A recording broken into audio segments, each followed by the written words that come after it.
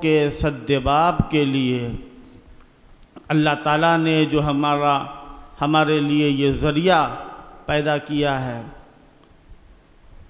اور ہم کو اس بات کی امید ہے کہ انشاءاللہ تعالیٰ اس کے اچھے نتائج سامنے آئیں گے، اور لوگوں کے تاثرات، دینی تاثرات ہوں گے، تبلیغی تاثرات ہوں گے، اور حق کی طرف لوگوں کا رجحان اور میلان ہوگا۔ آج کے جلسے کے لیے 2 مقرروں کا اعلان ہوا تھا، ابھی انشاءاللہ تعالیٰ چند لمحوں میں تقریر کا سلسلہ شروع ہوگا۔ جلسے کا آغاز قرآن مجید کی تلاوت سے ہوگا، اور اس کے بعد پھر کچھ نعت کا پروگرام ہوگا، پھر اس کے بعد پھر بیان شروع ہوگا انشاءاللہ تعالی۔ قرآن مجید کی تلاوت ہوگی۔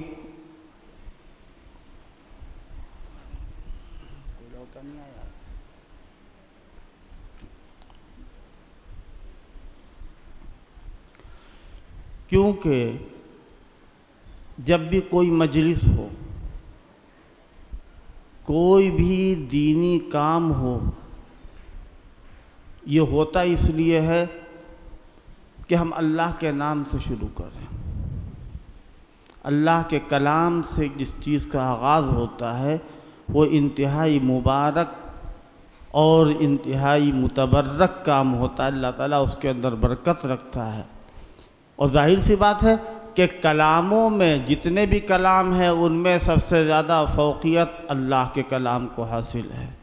جس طریقے سے اللہ کو اپنی تمام مخلوقات میں برتری حاصل ہے، اسی طریقے سے دنیا کے سارے کلاموں کے اوپر اللہ کے کلام کو برتری حاصل ہے۔ قرآن مجید کی تلاوت ہوگی اور جلسے کی کارروائی انشاءاللہ آگے بڑھے گی۔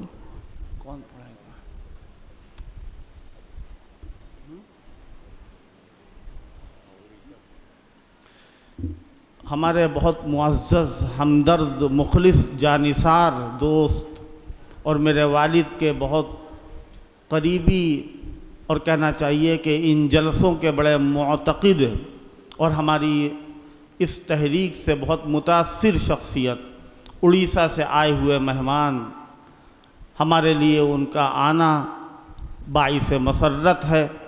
قاری نور الامین صاحب، جو پہلے لکھنؤ میں بھی یہاں رہ چکے، اس مدرسے میں بھی ان کی خدمت رہی پڑھانے کی، اللہ تعالیٰ نے ان کو بڑی توفیق دی ہے، ان کا مدرسہ ہے اور بڑی کامیابی کے ساتھ یہ کام کر رہے ہیں۔ میری ان سے درخواست ہے کہ تشریف لائیں اور آج کے جلسے کا آغاز قرآن مجید کی تلاوت سے فرمائیں۔ قاری نور الامین صاحب، اڑیسہ۔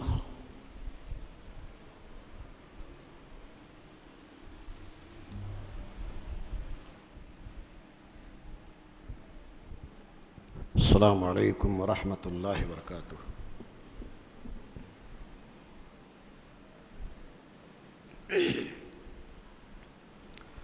اعوذ باللہ من الشیطان الرجیم۔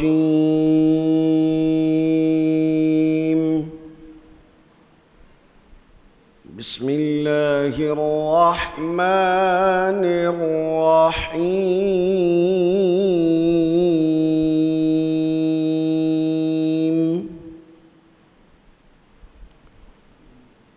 ما كان على النبي من حرج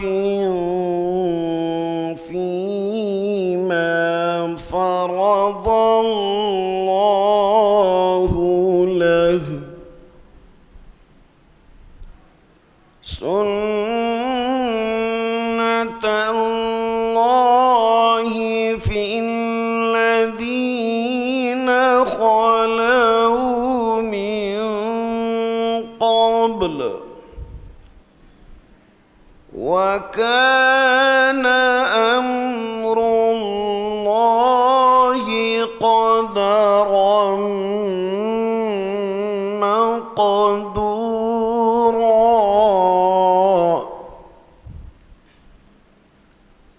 الذين يبلغون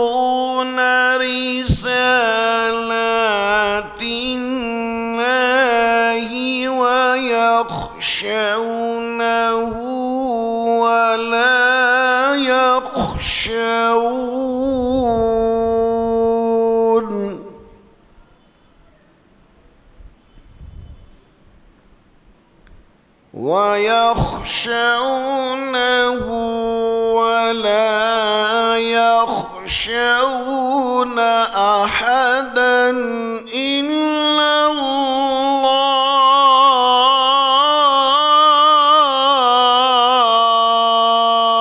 الله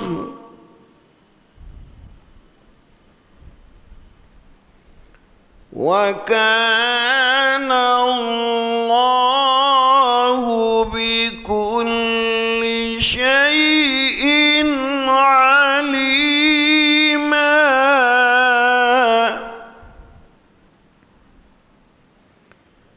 يا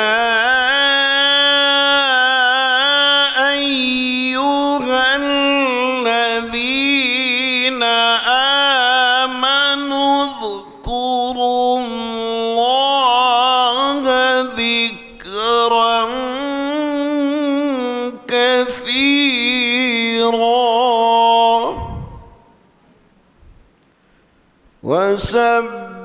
وسبحوه بكرة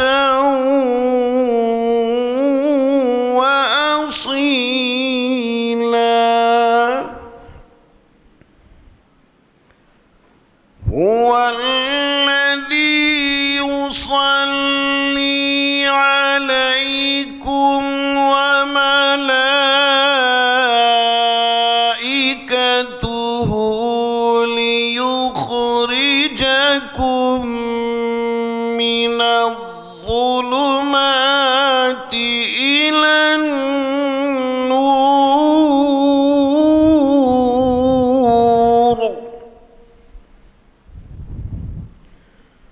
وكان بالمؤمنين رحيما.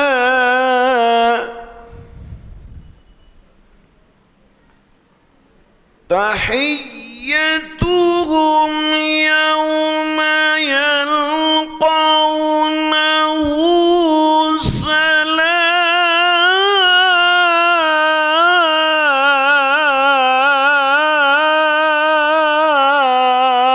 سلام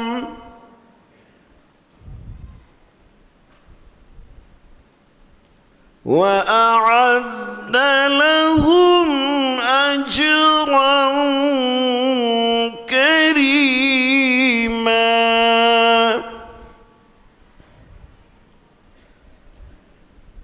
يا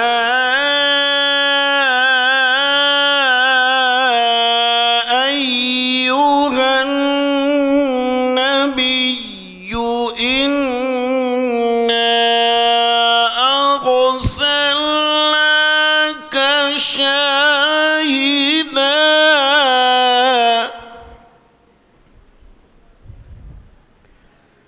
إنا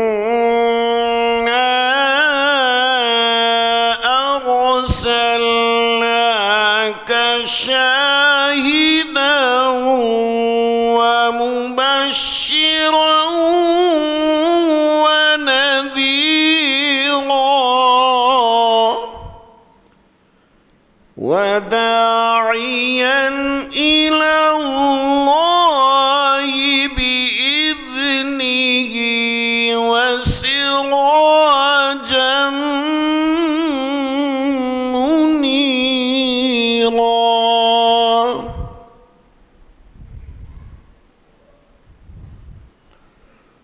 صدق الله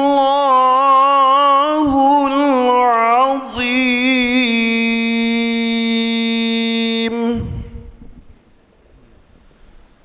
ابو بکر آپ کے سامنے منقبت کے چند اشعار پڑھیں گے.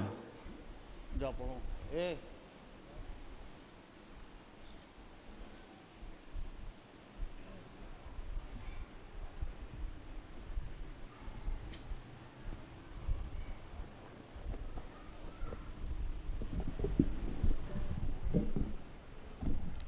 السلام علیکم ورحمۃ اللہ وبرکاتہ. منقبت کے اشعار پڑھتا ہوں، سماعت فرمائیں. وہ عمر وہ عمر وہ عمر وہ عمر وہ عمر وہ عمر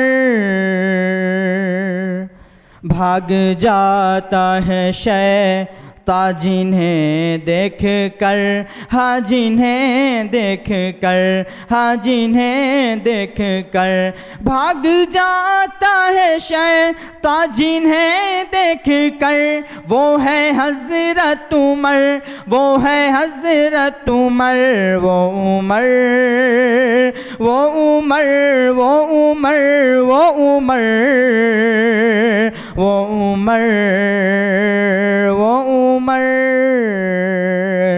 جن کی ہمت کا شاہد ہے بیت الحرم، جن کی جرأت سے واقف ہے سارا عجم، جن کی جرأت سے واقف ہے سارا عجم، جن کا باطل کے سینوں میں اب بھی ہے ڈر، جن کا باطل کے سینوں میں اب بھی ہے ڈر، وہ ہے حضرت عمر، وہ ہے حضرت عمر، وہ عمر وہ عمر وہ عمر وہ عمر وہ عمر وہ عمر واقعے کربلا پہ ہے تیری نظر، ہاں ہاں تیری نظر، ہاں مگر کیوں تجھے یہ نہیں ہے خبر، ہاں نہیں ہے خبر، دلہا بن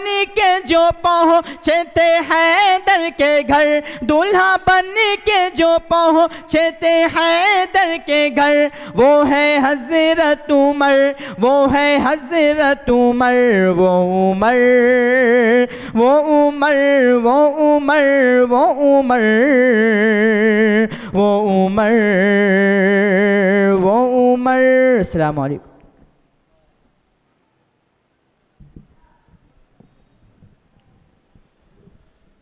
جو حضرات آج کے جلسے کے لیے تشریف لائے ہوئے ہیں، ان سے میری درخواست ہے کہ باہر کے بجائے اندر جو جگہ ہے اس کو پر کرنے کی کوشش کریں، جو خلا ہے، جو کمی ہے اس کے اندر وہاں بیٹھیں۔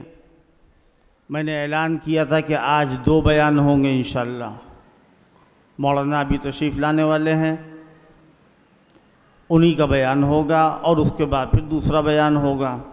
جناب خلیل شبو صاحب جو پابندی سے پہلی محرم سے صرف اسی سال نہیں ہمیشہ سے یہاں آتے رہے ہیں اور ان جلسوں کی کلام منظوم میں، نظم میں بہترین ترجمانی کرتے ہیں، صحابہ اکرام کے فضائل و مناقب بیان کرتے ہیں۔ میری ان سے درخواست ہے چند اشعار آپ کی خدمت میں پیش کریں۔ جناب خلیل شبو صاحب۔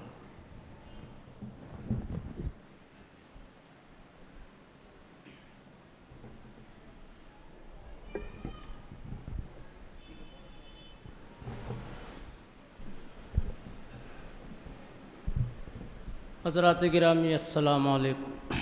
عظیم بھائی مطلب دل طواف دل طواف دل طواف خانہ حق کا صلہ پا جائے گا جب نگاہوں میں دیا رے، جب نگاہوں میں دیا رے مصطفیٰ آ جائے گا، دل طواف خانہ حق کا صلہ پا جائے گا۔ وہ شعر سماعت کریں حضرات.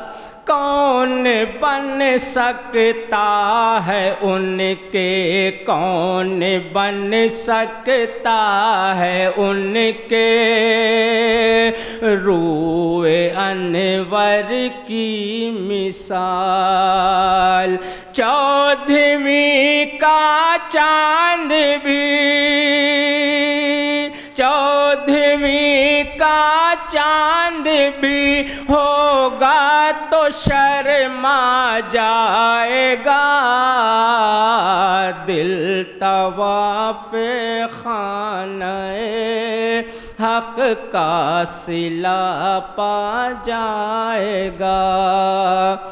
اور عظیم بھائی، اپنی حد سے آشنا تھے، اپنی حد سے آشنا تھے، اپنی حد سے آشنا تھے، جانتے تھے جبرائیل لامکاں تک رب کا پیارا،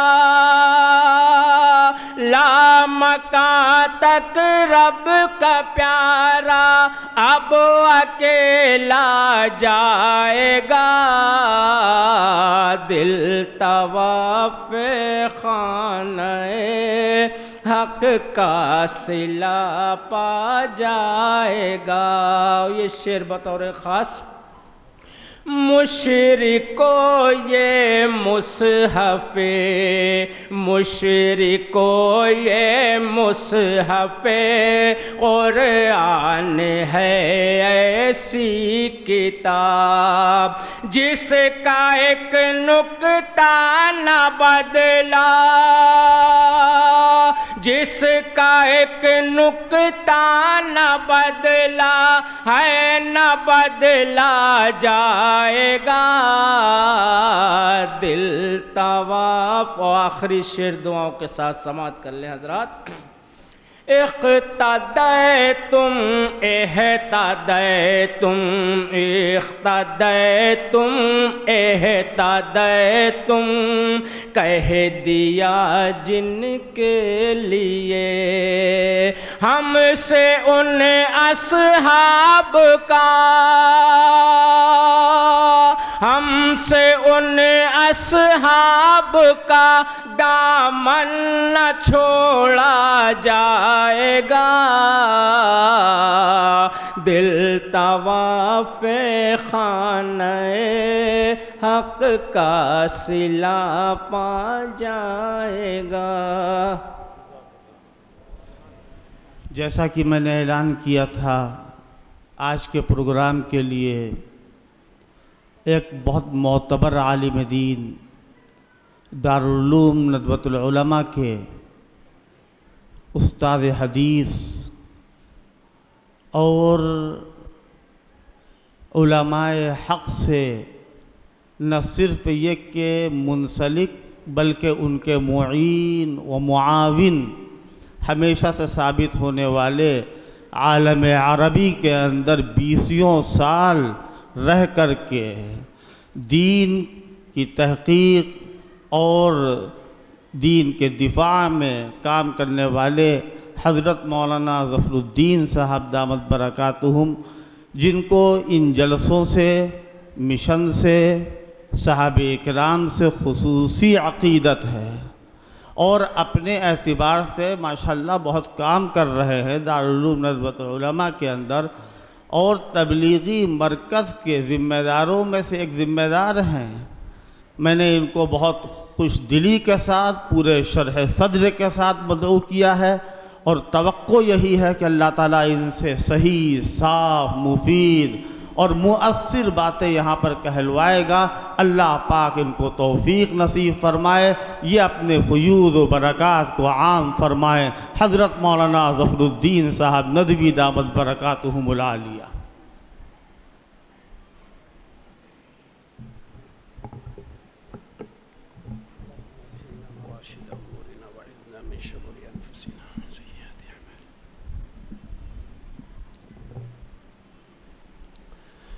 بسم اللہ الرحمن الرحیم.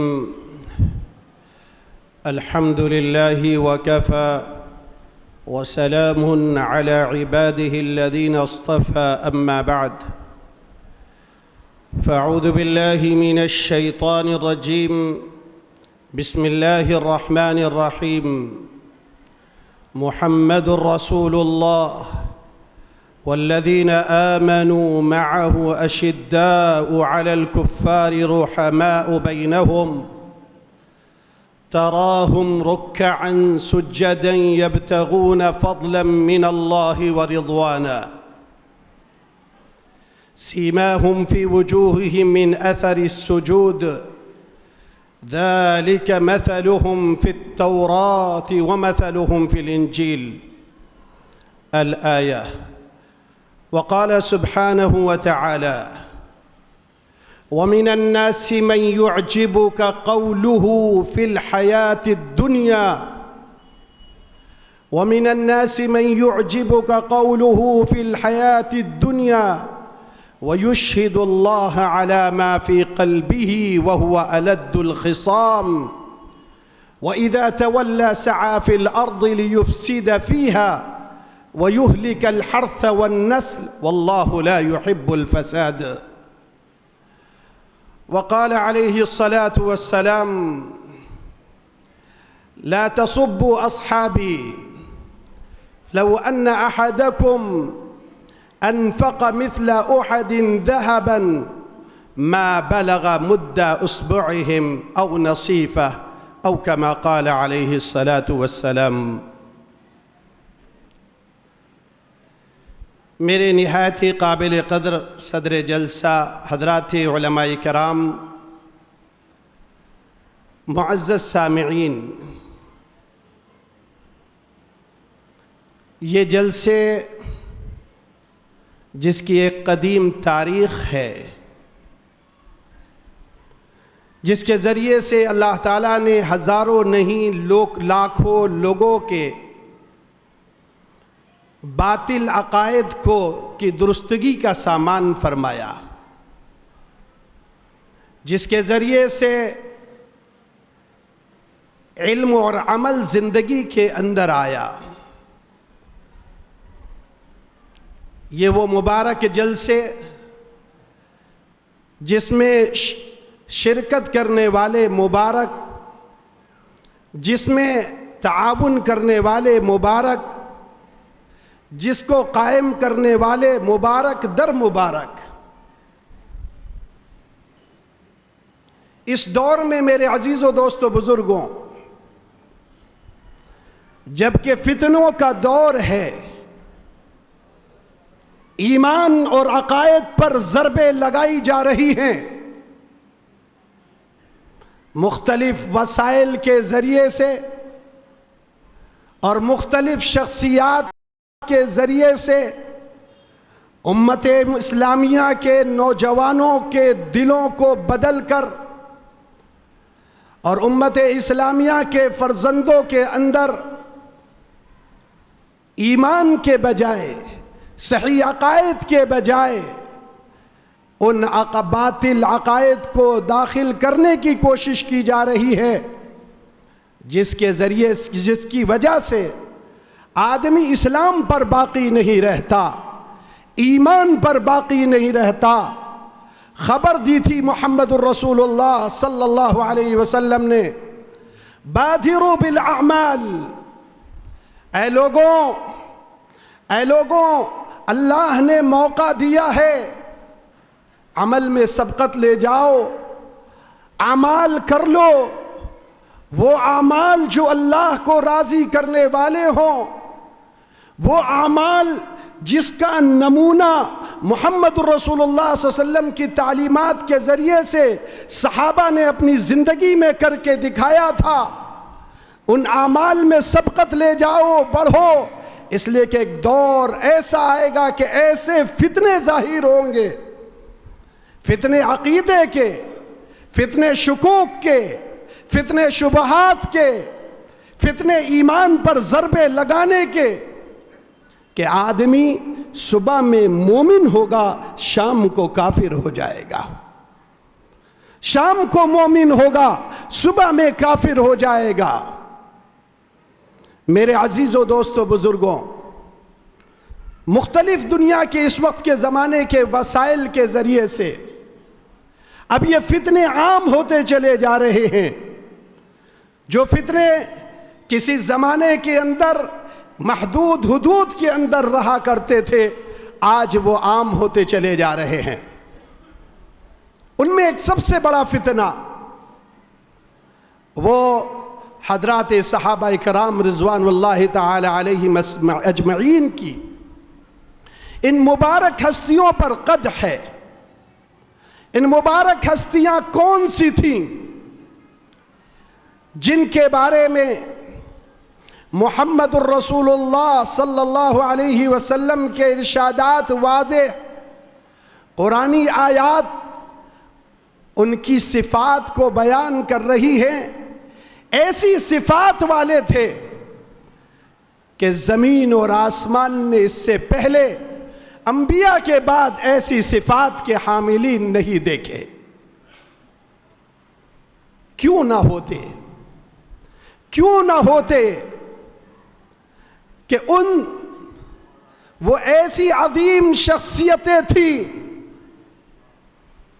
جن کی تربیت، جن کی تعلیم ان مقدس مقامات پر ہو رہی تھی جس سے افضل جگہ اس روئے زمین پر کوئی نہیں، جو روحانیت کا مرکز تھی۔ اس جگہ پر تعلیم دینے والی کون سی شخصیت تھی؟ وہ محمد الرسول اللہ صلی اللہ علیہ وسلم۔ محمد الرسول اللہ صلی اللہ علیہ وسلم نے صحابہ کو جو تعلیمات دی تھی، میرے عزیزوں، ان تعلیمات کو محمد الرسول اللہ صلی اللہ علیہ وسلم کے ان شاگردوں نے ایسی قوت کے ساتھ لیا تھا، ایسے ثبات کے ساتھ لیا تھا کہ دنیا کی بڑی سے بڑی طاقتیں ان کو ایمان سے، عقیدے سے، تعلیمات نبوی صلی اللہ علیہ وسلم سے، جو مشکات نبوت سے ملتی تھی، جو رسول اللہ صلی اللہ علیہ وسلم سے ملتی تھی، اس کو صحابہ نے ایک منٹ کے لیے بھی دستبردار ہونے کے لیے تیار نہیں ہوئے تھے۔ پہلے دن کی اگر تعلیم ایمان کی ملی ہے تو وہ ایمان کی تعلیم ایسی جاگوزی تھی، صحابہ کے دلوں میں ایسی پیوست ہو گئی تھی کہ میرے عزیزوں، ان کو مکے کی تپتی ہوئی ریت پر لٹایا جا رہا ہے اور ان سے کہا جا رہا ہے، اے محمد صلی اللہ علیہ وسلم کے ماننے والوں، محمد کے شاگردوں، محمد کی تعلیمات پر عمل کرنے والوں، دیکھو سب سے پہلے محمد کی تعلیمات کو چھوڑ دو۔ پہلی تعلیم دی تھی، ایھا الناس قولوا لا الہ الا اللہ تفلحوا۔ پہلی تعلیم ایمان کی تھی، اور یہی وہ تعلیم تھی جس کو جب بھی رسول اللہ صلی اللہ علیہ وسلم اپنے صحابہ کو، اپنے شاگردوں کو بھیجتے تھے تو کہہ کر بھیجتے تھے کہ دیکھو فلاں ملک میں جا رہے ہو، فلاں خطے میں جا رہے ہو، تو سب سے پہلے تمہاری تعلیم کیا ہونی چاہیے؟ یا معاذ انی سأبعثک، اے معاذ میں تمہیں بھیج رہا ہوں، یمن بھیج رہا ہوں۔ محمد صلی اللہ علیہ وسلم کے یہ شاگرد ہیں، نوجوان شاگرد، کم عمری میں اللہ تعالیٰ نے وہ فضل و کمال عطا فرمایا آقا کی صحبت سے کہ وہ زمانہ آیا کہ محمد رسول اللہ صلی اللہ علیہ وسلم اپنے اس شاگرد سے خود کہہ رہے ہیں، اے معاذ واللہ انی لأحبک، اے معاذ اللہ کی قسم میں تم سے محبت کرتا ہوں۔ کمال یہ نہیں ہے کہ ہم اللہ اور اللہ کے رسول سے محبت کریں، کمال یہ ہے اللہ اور اللہ کا رسول ہم سے محبت کرے۔ یہ صفت صحابہ کو حاصل تھی، یہ صفت صحابہ کو حاصل تھی کہ جس کے لیے آدمی کوشش کرتا ہے وہ چیزیں یحبہم و یحبونہ، وہ اللہ سے محبت کرنے والے، اللہ ان سے محبت کرنے والا۔ کیسی محبت کی اللہ نے؟ اللہ اکبر! محمد الرسول اللہ صلی اللہ علیہ وسلم کے ان شاگردوں کو اور محمد صلی اللہ علیہ وسلم کے ان صحابہ کو اللہ نے ایسی محبت کی ہے کہ اللہ عرش سے جبریل کو بھیج رہے ہیں، اے جبریل جاؤ صدیق اکبر کو میرا سلام پہنچا دو۔ اللہ عرش سے بھیج رہے ہیں جبریل کو، جاؤ خدیجہ کو میرا سلام پہنچا دو۔ کوئی ہستی ہو سکتی ہے؟ آگے کی بات کہوں، علامہ قرطبی رحمت اللہ علیہ نے لکھا ہے ان مسلمانوں کے بارے میں، وَإِذَا جَاءَكَ الَّذِينَ يُؤْمِنُونَ بِآيَاتِنَا فَقُلْ سَلَامٌ عَلَيْكُمْ۔ اے محمد، اللہ کی محبت کا اندازہ لگائیے کہ اللہ کو اصحاب رسول صلی اللہ علیہ وسلم سے محبت کیسی، تعلق کیسا، کہ فرمایا جا رہا ہے قرآن پاک میں، اے محمد صلی اللہ علیہ وسلم اگر آپ کے پاس وہ لوگ آئیں جو ہماری آیات پر ایمان رکھتے ہیں، اور آیات پر ایمان رکھنے والے وہ اس وقت کوئی اور تھے؟ کیا صحابہ کے علاوہ کوئی اور جماعت ہو سکتی ہے؟ وہ صرف ایک جماعت ہے، جماعت صحابہ ہے۔ اور حکم کیا ہو رہا ہے؟ جب یہ آئیں تو آپ ان کو سلام کیا کریں۔ کس سے کہا جا رہا ہے؟ محمد الرسول اللہ صلی اللہ علیہ وسلم سے کہا جا رہا ہے، آپ ابدأہم بالسلام۔ رسول اللہ صلی اللہ علیہ وسلم نے اسی لیے ارشاد فرمایا، الحمدللہ الذی جعل فی امتی، اللہ کا شکر ہے کہ اللہ نے میری امت میں ایسے افراد پیدا کیے ہیں جن کے بارے میں مجھے حکم دیا جا رہا ہے کہ میں ان کو سلام میں ابتدا کروں۔ علامہ قرطبی رحمت اللہ علیہ نے لکھا کہ مسئلہ یہی پر نہیں ہے، بلکہ ایک اس کی دوسری وجہ بھی ہے اور دوسرا سبب بھی ہے۔ وہ کیا ہے؟ کہ اللہ کا ان کو سلام پہنچا دیں، اللہ کا ان کو سلام پہنچا دیں۔ محمد الرسول اللہ صلی اللہ علیہ وسلم کے صحابہ کا مقام کتنا بلند ہے کہ اللہ عرش سے بھیج رہے ہیں، جبریل کو بھیج رہے ہیں، اے جبریل جاؤ جاؤ محمد صلی اللہ علیہ وسلم کے صحابہ تک اللہ کا پیغام سناؤ۔ اللہ پاک نے ایسی محبت کی ہے ان صحابہ سے، اللہ کے نبی نے بھی اپنے ان صحابہ سے وہ محبت کی، اس کا بعد سے اظہار کیا۔ اسی لیے عمرو بن العاص رضی اللہ تعالیٰ عنہ تشریف لاتے ہیں نبی پاک علیہ السلام کے پاس اور پوچھتے ہیں، من احب الناس الیک یا رسول اللہ؟ اللہ کے نبی ذرا یہ تو بتائیے کہ آپ کو سب سے زیادہ محبوب کون ہے، کس سے آپ محبت کرتے ہیں؟ فرمایا عائشہ۔ عمرو بن العاص رضی اللہ تعالیٰ عنہ یہ سمجھ رہے تھے، حضور کا تعامل ایسا تھا، حضور پاک علیہ السلام اپنے ساتھیوں کے ساتھ ایسے رہتے تھے کہ ہر شخص یہ سمجھتا تھا کہ شاید حضور ہمیں سے سب سے زیادہ محبت کرتے ہیں۔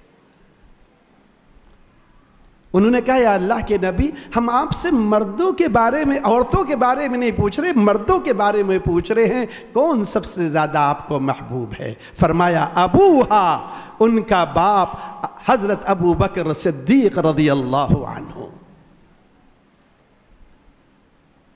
پوچھا اللہ کے نبی اس کے بعد؟ فرمایا عمر، اس کے بعد فرمایا عثمان۔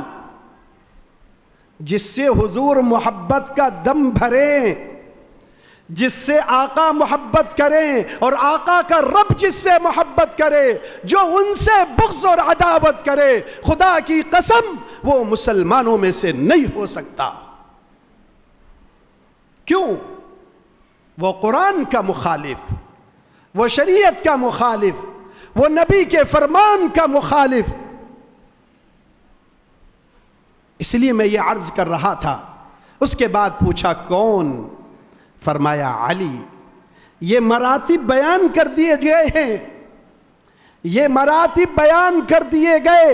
اس کے بعد کوئی مرتبے میں ترتیب میں گڑبڑ کرے اور وہ یہ کہے فلاں کا مقام عالی، تو بتاؤ وہ نبی کے ساتھ خیانت کرنے والا، نبی کی تعلیمات میں تدلیس کرنے والا ابلیس ہی ہو سکتا ہے۔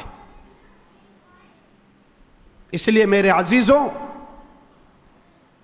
حضرت معاذ ابن جبل رضی اللہ عنہ کو سب سے پہلی جو دعوت لے کر بھیجا گیا، یا معاذ انک تأتی قوما من اہل الکتاب، اے معاذ تم اہل کتاب کے پاس آ رہے ہو، سب سے پہلی تمہاری جو دعوت ہے وہ ایمان کی دعوت ہے۔ فَأَوَّلُ مَا تَدْعُوهُمْ، سب سے پہلے تمہیں جو بلانا ہے کس کی طرف؟ ایمان کی دعوت دینا ہے۔ اس لیے یہ بات سمجھنے کی ہے، ہماری سب سے بڑی اہم ضرورت ایمان کی ہے۔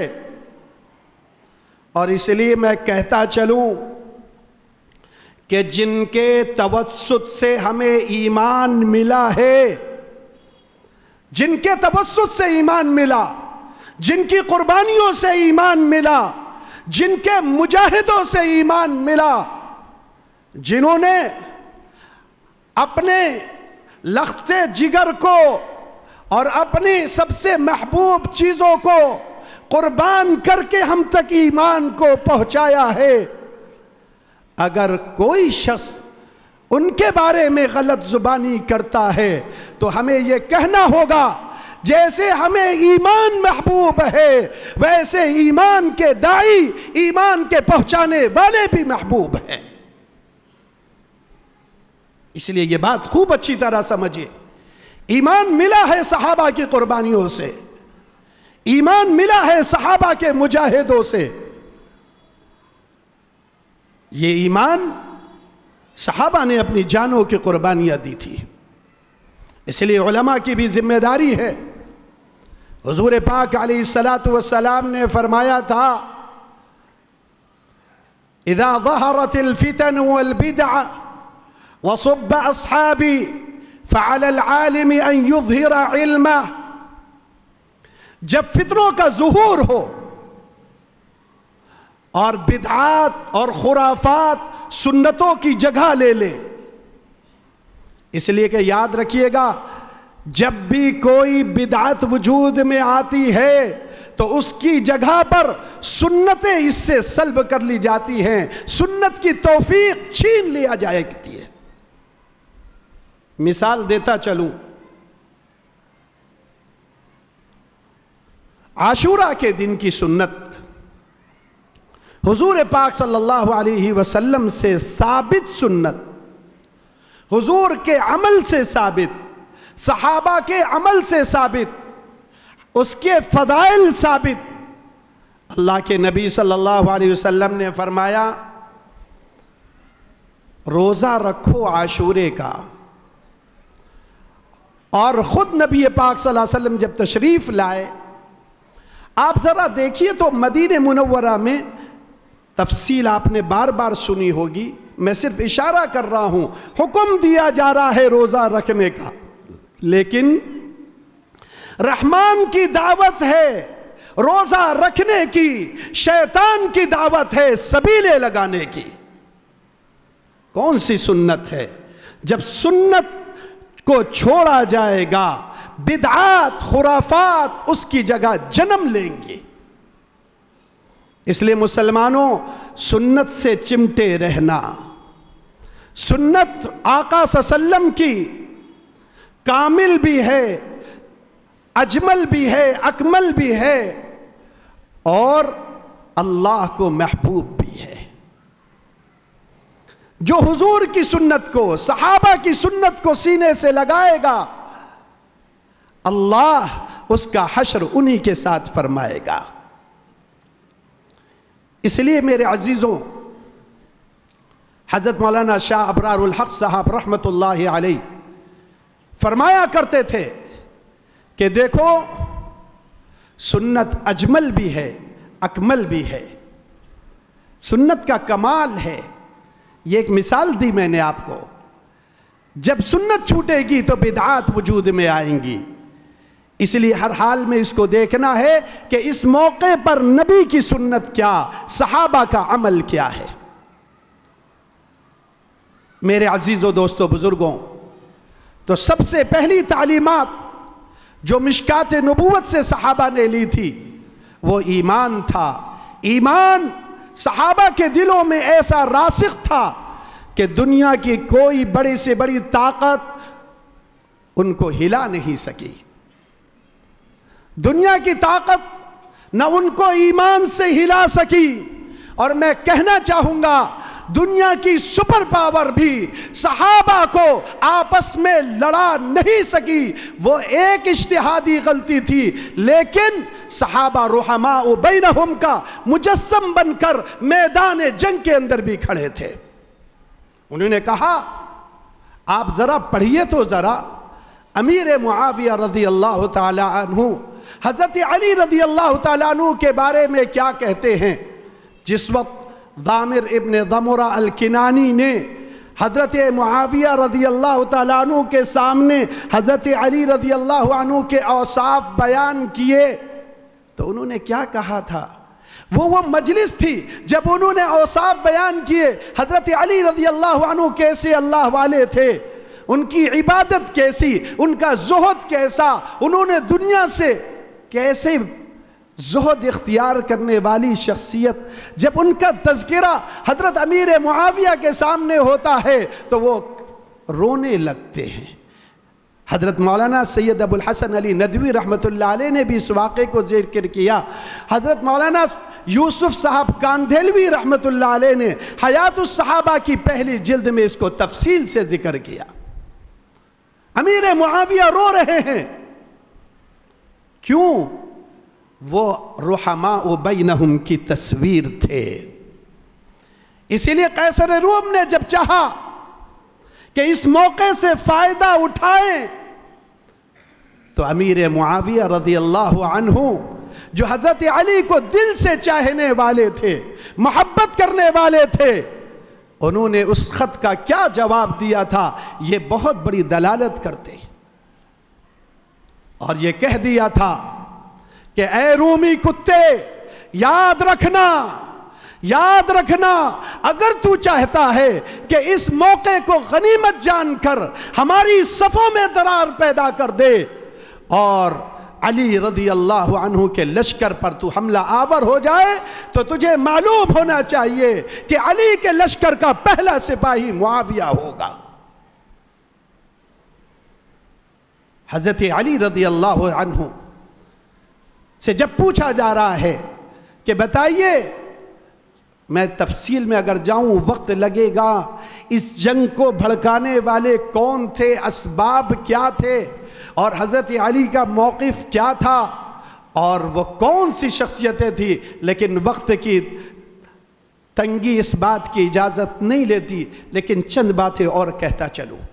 اسی طور پر مسلمانوں کی صف سے اگر کسی کو توڑنے کی کوشش کی جاتی ہے، جس وقت صحابی رسول صلی اللہ علیہ وسلم کا ایک غزوے میں نہ جانے سے بائیکاٹ کیا گیا، تو خط آتا ہے، اس خط کو حضرت ابی بن کعب رضی اللہ عنہ نے کیا کیا، اس کا کیا کیا؟ جس خط کے اندر لکھا تھا ہمیں معلوم ہے کہ آپ کے صاحب نے آپ کو چھوڑ دیا ہے، آپ کا سوشل بائیکاٹ کیا گیا ہے، لیکن وہ اپنی جماعت سے ایسے چمٹے ہوتے تھے کہ انہوں نے اس خط کو اپنے پاس رکھنا بھی گوارا نہیں کیا اور اس خط کو تندور کے اندر ڈال کر یہ بتا دیا کہ فتنوں کے زمانے میں جب باہر کی دعوتیں آئیں اور مسلمانوں کی اہل سنت والجماعت کی جماعت سے نکلنے کے لیے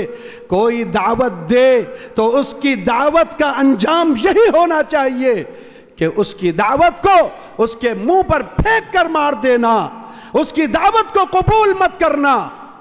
اس لیے کہ یاد رکھیے میرے عزیزوں، صحابہ کی جماعت وہ جماعت ہے کہ اگر کوئی شخص اس کا استہزاء کرتا ہے، صحابہ ایک جماعت ایک غزوے سے واپس آ رہے ہیں، راستے میں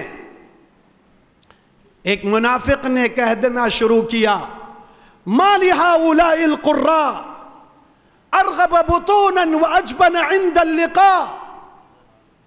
ارے ان قاریوں کو، ان مولویوں کو کیا ہو گیا ہے؟ ارے دیکھو تو ان مولویوں کو، یہ کھانے میں تو بڑے پیٹو ہیں لیکن جب مقابلے کا وقت آتا ہے تو یہ بڑے بزدل بن جاتے ہیں. حضرت عوف رضی اللہ عنہ نے فرمایا، کذب، تو نے جھوٹ بولا، تو منافق ہی ہو سکتا ہے. حضور پاک علیہ السلام کے پاس تشریف لے جاتے ہیں. اللہ کے نبی صلی اللہ علیہ وسلم کے پاس آنے سے پہلے اللہ نے قرآن کی آیات اتار دی اور یہ بتا دیا جو صحابہ کا دشمن ہے وہ ایمان والا نہیں ہے. قل اب اللہ وآیاتہ ورسولہ کنتم تستہزئون. ان سے کہیے کہ تم اللہ کی اور اللہ کے رسول کی، اس کی آیات کی، اور ان سے مذاق کرتے ہو، ان کا استہزاء کرتے ہو. کہنے لگا نہیں، استہزاء تو نہیں کر رہا تھا، یہ راستے کی گپیں تھیں اور راستہ کاٹنے کے لیے ہم گفتگو کر رہے تھے. قرآن کہتا ہے لا تعتذروا قد کفرتم بعد ایمانکم.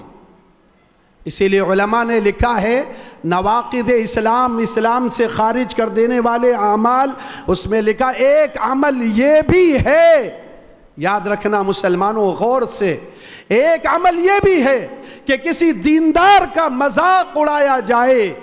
اگر کوئی شخص کسی دیندار کا مذاق اڑاتا ہے اس کی دینداری کی وجہ سے تو وہ اسلام پہ باقی نہیں رہتا. تو جو محمد الرسول اللہ صلی اللہ علیہ وسلم کے صحابہ کا مذاق اڑاتا ہے اور صحابہ پر طعن و تشنیع کرتا ہے، خطرہ تو اس کے ایمان کا ہے، لیکن افسوس وہ سرٹیفکیٹ دینے چلے آتے ہیں عام مسلمانوں کو. سرٹیفکیٹ کہے گا آپ فلاں کے ساتھ ہیں فلاں وقت پر تو آپ مسلمان ہیں. معاف کیجئے گا، علماء کی موجودگی میں کہہ رہا ہوں، یہ دعویٰ تو خلیفہ راشد علی ابن ابی طالب نے بھی نہیں کیا تھا کہ اگر تم معاویہ کے ساتھ ہو تو کافر ہو اور ہمارے ساتھ ہو تو صاحب ایمان ہو. جس چیز کا دعویٰ آج کا ایک شخص دعویٰ کر رہا ہے فلاں حال میں تم فلاں کے ساتھ نہیں ہو، وہ بھی کون جس کے عقائد وہ عقائد ہیں جس پر قرآن لعنت بھیجتا ہے. جی ہاں، والذین یرمون المؤمنات المحسنات الغافلات لعنوا فی الدنیا والآخرہ. اس لیے میرے عزیزوں آج کا پیغام آخری، ہمیں آج کی اس مبارک مجلس سے صحابہ کی عظمتوں کو دل میں بٹھانا ہے اور آخری صحابہ کے پیغام کو لے کر جانا ہے. صحابہ کا پیغام، صدیق اکبر کا پیغام کیا تھا، حضرت عمر کا پیغام کیا تھا، حضرت عثمان کا پیغام کیا تھا، حضرت علی کا پیغام کیا تھا، عمومی صحابہ کا پیغام کیا تھا. ایک پیغام جس کو حضرت مولانا سید ابو الحسن علی ندوی رحمۃ اللہ علیہ فرمایا کرتے تھے، پوری امت کو چاہیے، ہر فرد مسلم کو چاہیے کہ صدیق اکبر کے وہ فرمان کو لے کر جائے. جس وقت مانعین زکوٰۃ کا فتنہ شروع ہوتا ہے میرے عزیزوں، اس وقت پر کچھ لوگ ایسے ہوتے ہیں جو یہ کہتے ہیں ہم زکوٰۃ نہیں دیں گے. صدیق اکبر نے اس وقت یہ فرمایا تھا کہ ہم ان سے، اگر یہ حضور کے زمانے میں زکوٰۃ میں اونٹ کے ساتھ اس کی رسی دیا کرتے تھے، اگر اس کے دینے سے بھی آج انکار کرتے ہیں تو صدیق اکبر ان سے جنگ کرے گا. اَيُنْقَصُ الدِّينُ وَأَنَا حَيٌّ، دین میں کوئی کمی رہ جائے ابو بکر زندہ رہے، یہ ہو نہیں سکتا. آج مسلمانوں یہ اللہ کے نبی صلی اللہ علیہ وسلم کا لایا ہوا دین آپ کو آواز دے کر کہہ رہا ہے، مسلمانوں تمہارے بچے نماز نہیں پڑھ لے، تمہارے گھر کی خواتین اللہ کے دین پر قائم نہیں ہے، تمہیں چین کیسے آ رہا ہے، تم سکون سے کیسے بیٹھے ہو؟ آج ناموس صحابہ پر لوگ انگلیاں اٹھا رہے ہیں، تم سکون سے کیسے بیٹھے ہو؟ ہمیں کہنا ہے، اسی صدا کو لے کر جانا ہے، اَيُنْقَصُ الدِّينُ وَأَنَا حَيٌّ، دین میں کوئی کمی رہ جائے میں زندہ رہوں۔ ہم دنیا کے لیے نہیں آئے ہیں، ہم آخرت کے بندے ہیں، آخرت کے لیے آئے ہیں۔ اسی پیغام کو لے کر یہاں سے جائیں۔ اللہ تعالیٰ سے دعا ہے، یا خدا جب تک بدن میں جان رہے تجھ پہ صدقے تیرے محبوب پہ قربان رہے، کچھ رہے نہ رہے بس یہی دعا ہے عزیز، نزع کے وقت سلامت میرا ایمان رہے۔ وآخر دعوانا ان الحمدللہ رب العالمین۔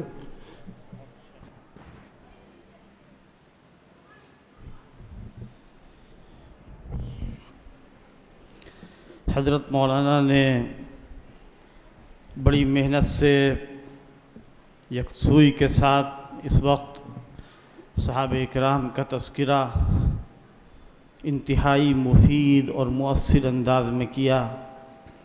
اللہ تعالیٰ ان کو جزائے خیر نصیب فرمائے۔ بہت کام کی باتیں اس وقت سامنے آئیں اور مولانا کا بہت مطالعہ بھی ہے۔ اللہ تعالیٰ ان کے علم سے، ان کی تحقیق سے اور ان کے مطالعے سے عام لوگوں کو، طلباء کو زیادہ سے زیادہ فائدہ پہنچانے کی توفیق نصیب فرمائے۔ ابھی حضرت مولانا کا بیان ہو رہا تھا، صحابہ اکرام کا تذکرہ ہو رہا تھا، ان میں ایک صحابی جن کا واقعہ غزوہ تبوک سے تعلق رکھتا ہے، حضرت کعب بن مالک، ان سے غلطی ہو گئی تھی، وہ جنگ میں جا نہیں سکے تھے۔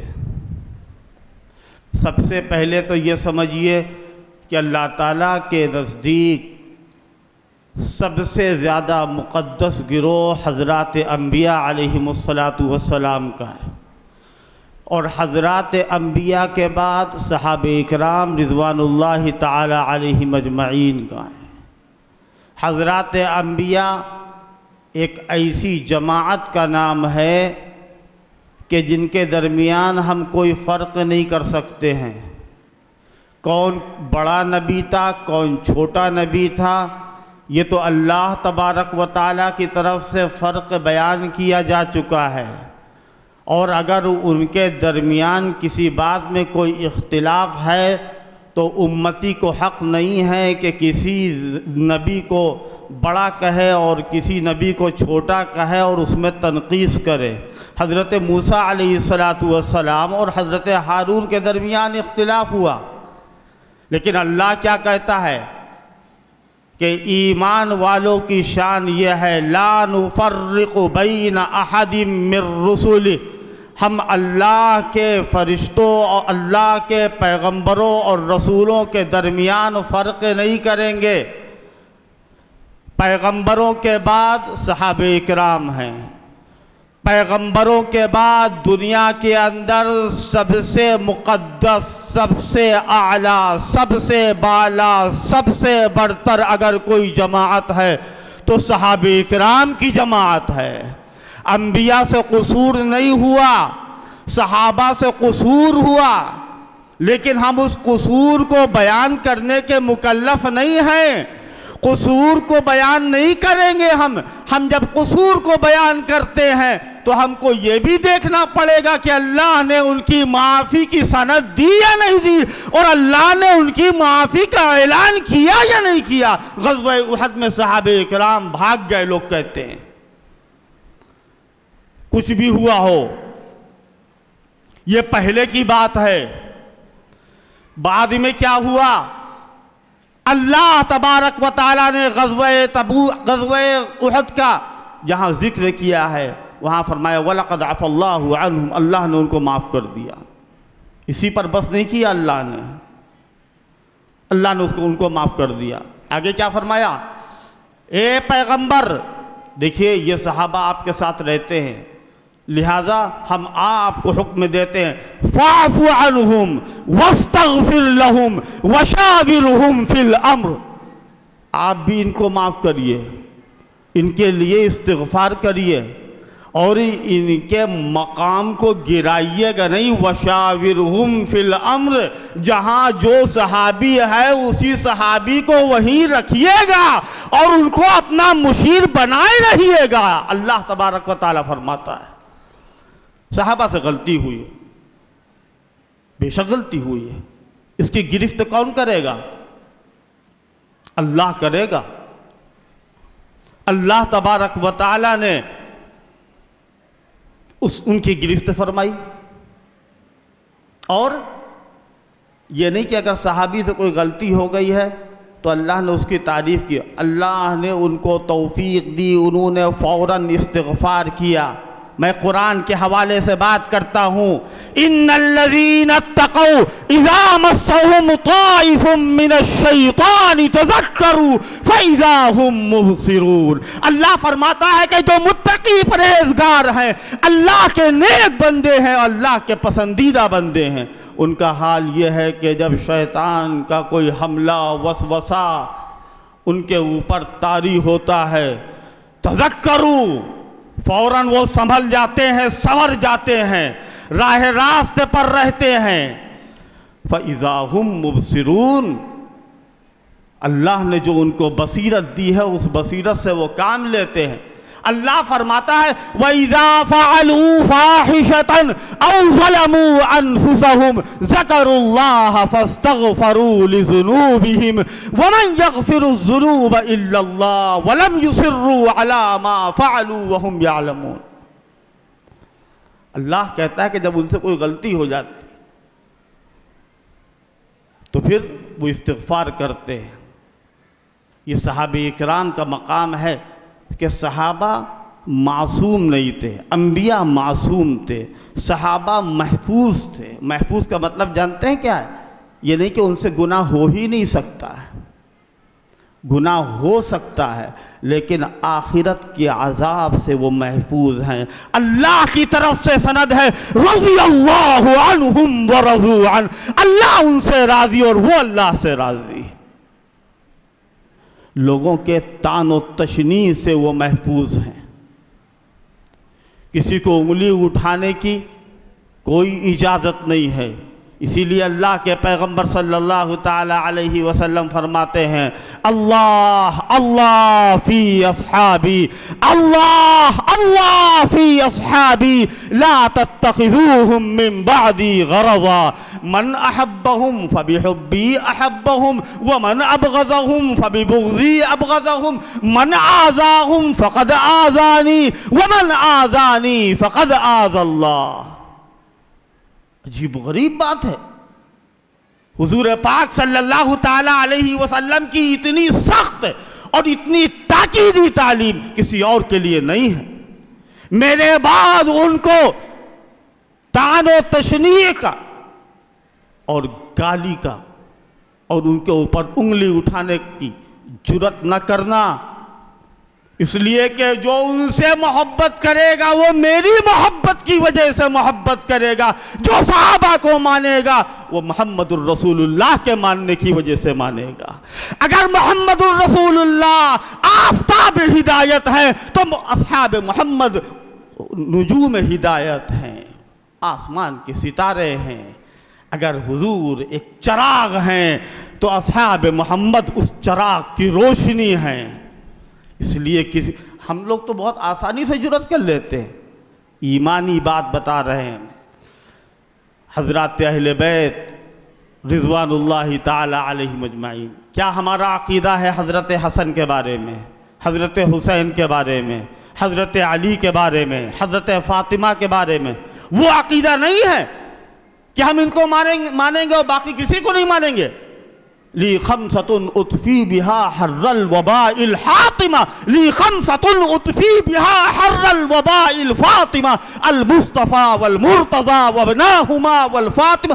ہے نہیں ہمارا یہ عقیدہ، ہمارا یہ عقیدہ بالکل نہیں ہے۔ ہم مانتے ہیں حضرات حسنین کریمین سیدہ شباب اہل الجنہ، ہم مانتے ہیں کہ حضرت فاطمہ رسول اللہ کی دل کی ٹکڑی ہے.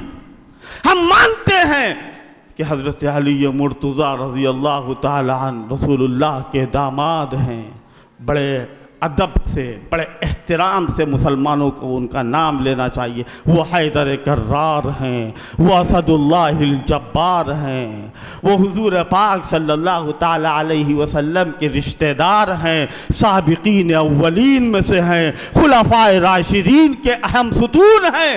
ہم اس کا انکار نہیں کرتے، لیکن ہم بار بار یہاں یہ کہہ چکے ہیں اور آج بھی یہ کہیں گے کہ جس طریقے سے ہمارا عقیدہ اہل بیت کے سلسلے میں، تمام صحابہ کے سلسلے میں، حضرت مولانا نے اس وقت جو پیغام دیا ہے اس سے جو بات سمجھ میں آئی میں نے آپ کے سامنے عرض کی ہے. اللہ پاک حضرت مولانا کے بیان کا زیادہ سے زیادہ فائدہ اور فیض عام فرمائے. ہم کو بڑی خوشی کے ساتھ، مسرت کے ساتھ اور فخر کے ساتھ یہ کہنے کا جی چاہتا ہے کہ ہمارے مدرسے کے استاذ، اور کہنا چاہیے کہ تحریک مدح صحابہ کے ایک اہم ترجمان اور مدح صحابہ کی ایک طاقتور آواز ملک کے اندر، شہر لکھنؤ کے اندر کون نہیں جانتا. وَإِذَا خَفِيتُ عَلَى الْغَبِيِّ فَعَاذِرٌ أَلَّا تَرَانِي مَقْلَةٌ عَمْيَاءُ. ان کا مقام تو یہ ہے. حضرت مولانا انوار الحق صاحب قاسمی دامت برکاتہم، وقت زیادہ ہو جائے گا، حضرت کا بیان ہوگا، اور یہ ابھی تقریباً پہلی محرم سے 10 محرم تک ممبئی کے اندر جو اہل سنت والجماعت کا بہت اہم گڑھ ہے، وہاں پر ان کے مسلسل بیانات ہوتے رہے. آج تشریف لائے ہیں، طبیعت ان کی کچھ ناساز ہے، دعا گو ہیں اللہ پاک ان کو صحیح، صاف، طاقتور گفتگو کرنے کی توفیق نصیب فرمائے. بصد خلوص و ادب حضرت مولانا انوار الحق صاحب سے درخواست ہے تشریف لائیں اور اللہ تبارک و تعالی ان کے فیوض و برکات کو عام فرمائے.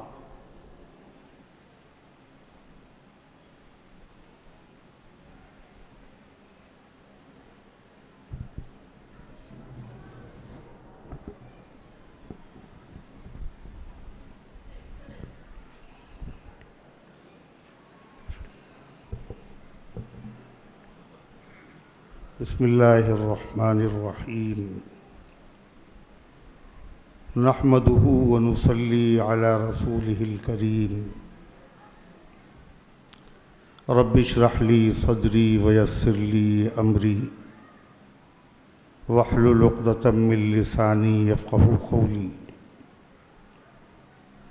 اما بعد فاعوذ باللہ من الشیطان الرجیم. بسم اللہ الرحمن الرحیم.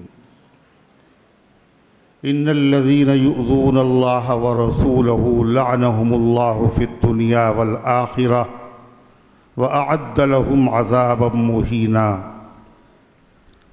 وقال رسول اللہ صلی اللہ علیہ وسلم من سب اصحابی فعلیہ لعنۃ اللہ او کما قال علیہ الصلاة والسلام. وقال ایضا فی حق زینب خیر بناتی اصیبت فیا او کما قال علیہ الصلاة والسلام. محترم حضرات علماء کرام، عزیز نوجوانوں اور بزرگوں اور باوقار ماؤں اور بہنوں، آج 12 محرم الحرام تھی اور یہ 15 روزہ شہدائے اسلام کے اجلاس کی 12ویں نشست ہے.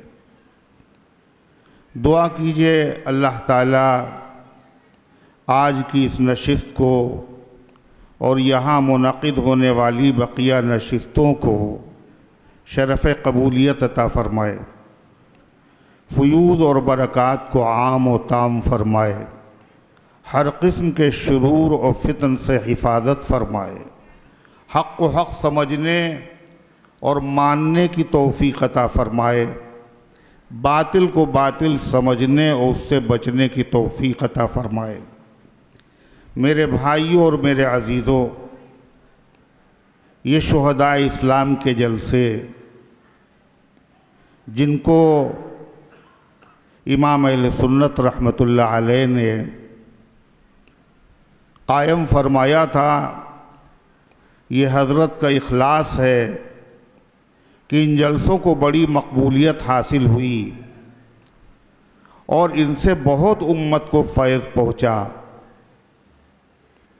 حضرت کے بعد فخر اہل سنت حضرت مولانا عبدالسلام صاحب فاروقی رحمۃ اللہ علیہ نے اپنے زمانے میں، اور پھر جانشین امام اہل سنت حضرت مولانا عبدالعلیم صاحب فاروقی رحمۃ اللہ علیہما نے اپنی جد و جہد کے ذریعے سے، مومنانہ فراست کے ذریعے سے ان جلسوں کو تابناک بنایا، روشن و منور فرمایا، اور یہاں سے ہمیشہ احقاق حق، ابطال باطل اور اصلاح امت کا فریضہ انجام دیا گیا، اور الحمدللہ یہ نورانی سلسلہ آج بھی جاری ہے۔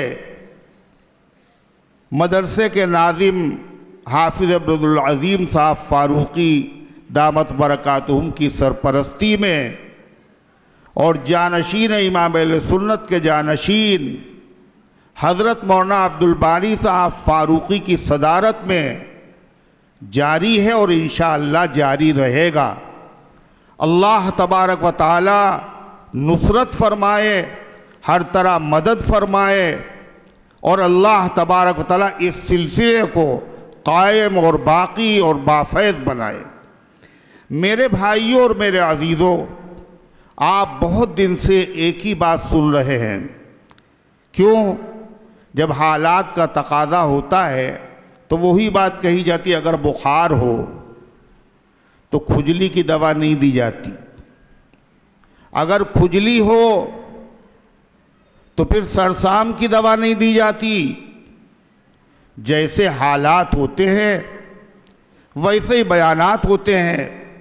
یہاں مسلسل لگاتار وقت کا تقاضا ہے، ویسے ہی صحابہ کا مقام و مرتبہ بیان کیا جاتا ہے، لیکن جب ضرورت پیش آئے تو اس موقع پر تو تمام علماء کی ذمہ داری بنتی ہے کہ وہ حضرات صحابہ کرام کے مقام و مرتبے کو واضح کریں۔ یہی علماء بیان کر رہے ہیں، اور پورا قرآن صحابہ کے ذکر سے بھرا ہوا ہے۔ کیوں؟ آخر یہ جو دین ہم تک پہنچا ہے، اور ایمان جو ہم تک پہنچا ہے، قرآن جو ہم تک پہنچا ہے، سیرت، کلمہ، اذان، نماز، دین کی ہر بات، نبی کی ہر ادا جو ہم تک پہنچی ہے، یہ حقیقت میں صدقہ ہے، فیض ہے، برکت ہے حضرات صحابہ کرام رضوان اللہ تعالی علیہ مجمعین کی۔ اہل بیت کی برکت نہیں ہے، یہ صحابہ اہل بیت کی برکت نہیں۔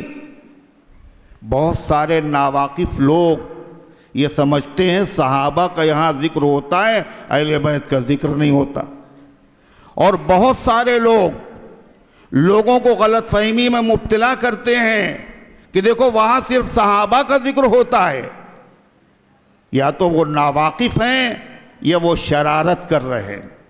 یاد رکھیے، حضرات اہل بیت بھی صحابہ میں شامل ہیں، حضرات اہل بیت بھی صحابہ میں شامل ہے۔ اہل بیت بیوی کو کہتے ہیں، اللہ کے پیغمبر کی بیویاں اہل بیت ہیں۔ اگر اہل بیت صحابی نہ ہو تو ان کی کوئی فضیلت نہیں۔ حضرت نوح علیہ السلام کی اہل بیت کون؟ ان کی بیوی۔ لوط علیہ السلام کی اہل بیت کون؟ ان کی بیوی۔ مگر قرآن کیا کہتا ہے؟ وَامْرَأَتَ نُوحٍ وَامْرَأَتَ لُوط، نوح کی بیوی بھی جہنمی اور لوط کی بیوی بھی جہنمی۔ یہ بیوی ضرور پیغمبر کی ہیں، اہل بیت ضرور تھی، مگر یہ صحابیہ نہیں تھی۔ صحابی کا مطلب کیا ہے؟ جس نے ایمان کی حالت میں ملاقات کی ہو نبی سے اور ایمان ہی کی حالت میں انتقال ہوا ہو۔ جب تک کہ صحابی نہیں ہوگا اس کو کوئی شرف اور فضیلت حاصل نہیں ہوگی۔ سیدنا حضرت حسین رضی اللہ عنہ، سیدنا حضرت حسن رضی اللہ عنہ، ان کی سب سے بڑی فضیلت کیا ہے؟ کیا ہے سب سے بڑی فضیلت؟ ساری دنیا کے لوگ یہی جانتے ہیں یہ نواسے ہیں جناب محمد الرسول اللہ صلی اللہ علیہ وسلم کے۔ جی یہ بھی فضیلت ہے مگر یہ سب سے بڑی فضیلت نہیں۔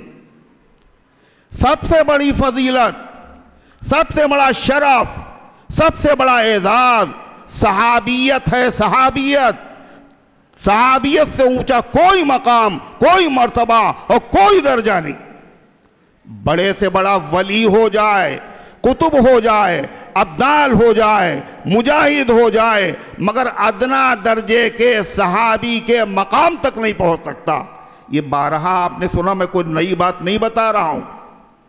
خواجہ معین الدین اجمیری ہوں، یا حضرت نظام الدین اولیاء علیہ الرحمہ ہوں، یا جنید بغدادی ہوں، یا بایزید بستامی ہوں، یا شیخ احمد سرہندی ہوں، یا حضرت شامینہ رحمت اللہ علیہ ہوں، کوئی بھی ان میں سے ادنا درجے کے صحابی کے برابر نہیں ہو سکتا۔ صحابیت کا مقام اتنا بلند۔ آپ کو پتا ہے ایک بہت بڑے عالم اور بہت بڑے صوفی اور بہت بڑے مجاہد اور بہت بڑے بزرگ جن کا مزار شریف سرہند میں ہے، آپ نے ان کا ذکر سنا؟ کون؟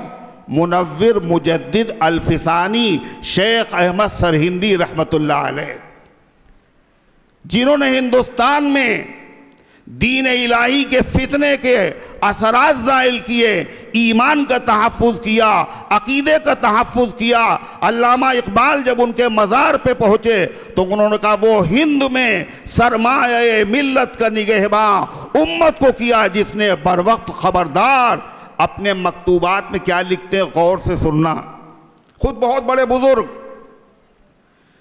کہتے ہیں ہیچ ولی بمرتبہ صحابی نہ رسد۔ کوئی ولی، کوئی ولی، کوئی مستثنا نہیں، اگلا ہو یا پچھلا ہو یا درمیان کو، کوئی ولی کسی صحابی کے درجے کو نہیں پہنچ سکتا۔ اور آگے کیا کہتے ہیں پتہ ہے؟ گرچہ اویس قرنی باشد، چاہے وہ اویس قرنی کیوں نہ ہو، ذرا غور کیجئے گا ان کی بات پہ، چاہے اویس قرنی کیوں نہ ہو۔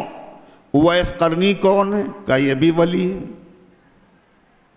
پھر ان کا ذکر خاص طور سے کیوں کیا گیا؟ کہا یہ ولی تو بہت بڑے، بس صحابی نہیں ہیں۔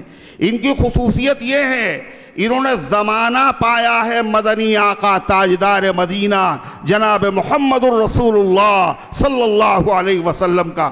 اللہ کے نبی کے زمانے میں حضور کے زمانے سے اچھا ہے کسی کا زمانہ؟ بولو، حضور کا زمانہ۔ خالی زمانہ نہیں پایا، اللہ کے نبی کے زمانے میں ہیں مگر صحابی نہیں ہوئے، حضور کی زیارت کو چلے جاتے، نہیں گئے۔ اگر آج یہاں یہ خبر دی جائے، اعلان کیا جائے، یہ احاطہ شیخ شوکت علی رکاب گنج میں مولانا عبدالشکور حال میں اللہ کے نبی علیہ السلام کا منہ مبارک بال آیا ہے، تحقیق سے ثابت ہے یہ حضور کا بال ہے، اس کی زیارت کرائی جائے گی تو آپ بتائیے کتنے لوگ آئیں گے؟ پورا لکھنؤ مڈ آئے گا۔ لوگ باقاعدہ طور پر سفر کر کے آئیں گے، تل رکھنے کی جگہ نہیں رہے گی۔ مگر یہ کیا بات ہے، اللہ کے نبی کا زمانہ موجود، اللہ کے نبی خود موجود، مگر اویس قرنی رحمت اللہ علیہ پھر بھی زیارت کرنے نہیں گئے۔ کیا بات تھی آخر؟ ان کا دل نہیں تڑپا؟ کیا مجبوری تھی؟ وہ سچے عاشق تھے جناب محمد الرسول اللہ صلی اللہ علیہ وسلم کے۔ آج ہماری کتنی مائیں بہنیں ہیں، کیا مسئلہ ہے؟ جب تک کوئی محرم نہ ہو 3 دن کی مسافت کا سفر کرنا اس عورت پر جو اللہ پر ایمان رکھتی ہو، آخرت پر ایمان رکھتی ہو، حلال نہیں ہے، چاہے حج کا سفر ہو، چاہے عمرے کا سفر ہو۔ اللہ نے دولت دے دی، پیسہ دے دیا، وہاں کی خبریں سن رہے، کون مسلمان کا جانے کا جی نہیں چاہتا؟ انہوں نے نامحرم آدمی کو ساتھ میں لیا، اور اب تو وہ قید بھی ہٹ گئی، انہوں نے کہہ دیا یہ ہمارے محرم، اور وہ انہوں نے بھی دستخط کر دیے، ہاں ہم ان کے محرم ہیں۔ یہ بھی جھوٹ بول رہی، وہ بھی جھوٹ بول رہے، جھوٹ زبان سے بھی بولا جاتا ہے، لکھ کے بھی بولا جاتا ہے، یہ جھوٹے محرم۔ اور جا کہاں رہے ہیں؟ اجمیر شریف۔ کہاں جا رہے ہیں؟ اللہ کے گھر میں جا رہے ہیں، خدا کے گھر میں جھوٹ بول کر، دھوکہ دے کر۔ کعبہ کے منہ سے جاؤ گے غالب، شرم تم کو مگر نہیں آتی، اللہ کے گھر میں جھوٹ بول کر۔ یہ جو بزرگ تھے حضرت اویس قرنی رحمت اللہ علیہ، اللہ کے نبی کا زمانہ موجود، مگر زیارت کو نہیں گئے۔ صرف اتنی بات ہے، فضیلت ہے ان کی نہیں، ان کی فضیلت یہ نبی کو دیکھنے نہیں گئے، اللہ کے پیغمبر نے ان کو نہیں دیکھا، مگر صحابہ کے مجمع میں اللہ کے پیغمبر نے اویس قرنی کی فضیلت بیان کی، ان کا تذکرہ کیا، ان کا ذکر خیر فرمایا۔ اللہ کے نبی کی زبان سے جس ولی کا ذکر ہو اور صحابہ کے مجمع میں ہو، کتنا بڑا فضیلت والا ہوگا وہ آدمی اللہ کے نبی علیہ السلام کی مبارک زبان سے۔ اور ذکر بھی کیا کیا اللہ کے نبی نے، وہ بھی سنیے۔ یہ داستان نہیں ہے، یہ قصہ اور کہانی نہیں ہے، یہ مسلم شریف کی حدیث میں آپ کو سنا رہا ہوں۔ حضور انور صلی اللہ علیہ وسلم نے بلایا حضرت فاروق اعظم کو اور کہا عمر دیکھو، یمن میں کا رہنے والا ایک شخص ہے، اس کا تعلق قبیلے قرن سے ہے، اگر ملاقات تمہاری ہو جائے تو اس سے اپنے لیے مغفرت کی دعا کرانا۔ کون کہہ رہا ہے یہ؟ امام الرسل فخر کائنات۔ کس سے کہہ رہے ہیں؟ جن کی نیکیاں آسمان کے ستاروں کے برابر ہیں۔ میرے بعد کوئی نبی ہوتا تو عمر ہوتے، جو پوری امت میں صدیق اکبر کے بعد سب سے اعلیٰ، سب سے افضل، سب سے برتر ہے حضرت فاروق اعظم۔ ان سے کہہ رہے ہیں کہاں جانا؟ اویس قرنی سے ملاقات کرنا، مغفرت کی دعا کرنا۔ یہ اویس قرنی کا اتنا مقام کیوں ہے آخر؟ آپ نے یہ بھی کہا ہم تمہیں ان کی پہچان بتا رہے ہیں۔ اویس قرنی رحمت اللہ علیہ کے بارے میں مشہور یہ ہے کہ جب شب رات کا مہینہ آتا ہے تو لوگ حلوہ بناتے ہیں، اور یہ مشہور کرتے ہیں کہ حضور صلی اللہ علیہ وسلم کے مبارک دانت شہید ہو گئے تھے۔ اویس قرنی رحمت اللہ علیہ کو پتہ نہیں تھا حضور کے دانت، یہ تو پتہ تھا مگر یہ نہیں پتہ تھا کون سے دانت ٹوٹے تھے۔ تو حضرت اویس قرنی رحمت اللہ اتنے بڑے عاشق تھے، انہوں نے پتھر اٹھایا اور سارے دانت توڑ ڈالے۔ پھر حلوہ کھایا تھا، اسی لیے ہم حلوہ بناتے ہیں۔ مگر یاد رکھو، دانت توڑنا حرام ہے، آنکھ پھوڑنا حرام ہے، خودکشی کرنا حرام ہے، اپنے گردے ڈونیٹ کرنا حرام ہے، اپنی آنکھ کے دینے کی وصیت کرنا حرام ہے۔ کیوں؟ یہ جان کے مالک آپ ہیں۔ آپ کہیں تاج محل ہم نے آپ کو دیا، ہو جائے گا؟ حضرت مولانا مثال دیا کرتے تھے، وہ ایک صاحب نے تاج محل بیچ لیا اور اس کے بعد وہ بھینس لے کے باندھنے پہنچ گئے۔ اللہ کے بندو، یہ دانت ہو یا آنکھ ہو، یہ گردہ ہو یا کلیجی ہو، ہر چیز امانت ہے اللہ کی۔ اللہ نے استعمال کے لیے دی ہے، اللہ نے مالک نہیں بنایا ہے، اسی لیے خودکشی کرنا حرام ہے اور اسی لیے دانت توڑنا حرام۔ کوئی ولی اور بزرگ آدمی حرام کام کرے اور بزرگ ہو سکتا ہے؟ نہیں، ولی وہ نہیں ہو سکتا جس کا کوئی عمل نبی کی سنت کے خلاف ہو، ولی نہیں ہو سکتا۔ حرام کام کرنے والا ولی ہو جائے گا؟ غلط ہے، ایسا کچھ نہیں۔ ہاں اللہ اگر ایسا ہوا ہوتا تو اللہ کے نبی علیہ السلام فاروق اعظم سے یہ کہتے، عمر دیکھو ان کی نشانی یہ ہے، میری محبت میں انہوں نے دانت توڑ لیا۔ حضور نے ذکر نہیں کیا، آپ نے کیا نشانی بتائی؟